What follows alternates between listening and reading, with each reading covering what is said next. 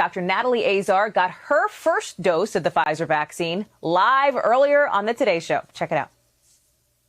It goes into the muscle. It's going to feel just like a flu shot. What is life going to look like for you starting tomorrow? Are we still looking at the masks? Are you still socially distancing? Almost done, yes. Life is not going to look any different for me. This is something that we really, really want to communicate very clearly to folks, that even after you are able to get a vaccine, you're still doing everything the same. You're wearing your mask when you're not in your household. You're still keeping your distance. You're still washing your hands, because one of the big unknowns is whether or not, if you've had the vaccine, can you still transmit to somebody. NBC News medical contributor Dr. Natalie Azar is joining me now, fresh off that shot. Dr. Natalie, thank you for being with us live at the hospital. I want to get to how you're feeling in a second. But first, let's talk about this deal with Pfizer for 100 million more vaccines. How big of a deal is this?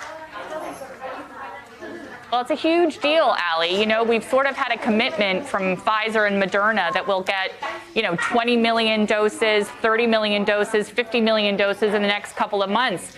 We have millions upon millions of individuals who do need to be vaccinated in this country. So I look forward to this. I hope that this works out. I think thus far it appears that demand will at least meet the supply, and we hope to exceed that. So we get the folks we need to get vaccinated, we get to that herd immunity. Does this eliminate any concerns about that? In other words, are we at the point now when we don't have to feel nervous about running out of vaccine come, let's say, the spring? Well, look, if you think about where we are with the number of vaccines available and the numbers of people who need to get it, we have about, 24 million in phase 1. Phase 1B is about 49 million people, and phase 1C is about 129 million people, and that's before we get to the general population. So any amount of vaccine above what we currently have from Pfizer will be more than welcomed, but it is absolutely necessary. Dr. Azar, we saw you getting your shot live this morning on the Today Show. I think you are still at the hospital. I can see a lot of activity behind you there. I know it's only been like an hour and a half, but you feeling okay so far? What are you anticipating as far as side effects? Yep. So far, Hallie, I feel absolutely fine. It was funny. My colleague and friend just sent me a text this morning. She got hers last evening, and she said, make sure you have a little Advil. Your arm's going to get sore in a couple of hours, which I do expect and anticipate. And to me, that's actually a welcome sign. It means that my immune system is working in response to the vaccine. I might get a little bit of a low-grade fever, maybe a headache, maybe some achiness. I would probably expect that more after the second shot. But to me, that's a small price to pay for the benefit that it's doing.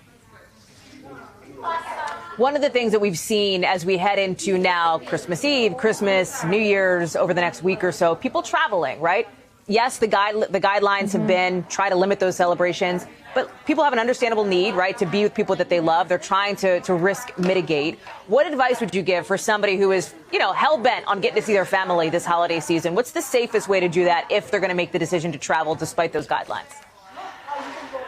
Right, Hallie. On my way in this morning, there was a line that was wrapping around 2 city blocks, and I was like, where is this going to? It was going to a city MD, which told me 2 things. One is that people were, in fact, preparing to travel, and per the guidance, they were planning on getting tested, which I was happy to see.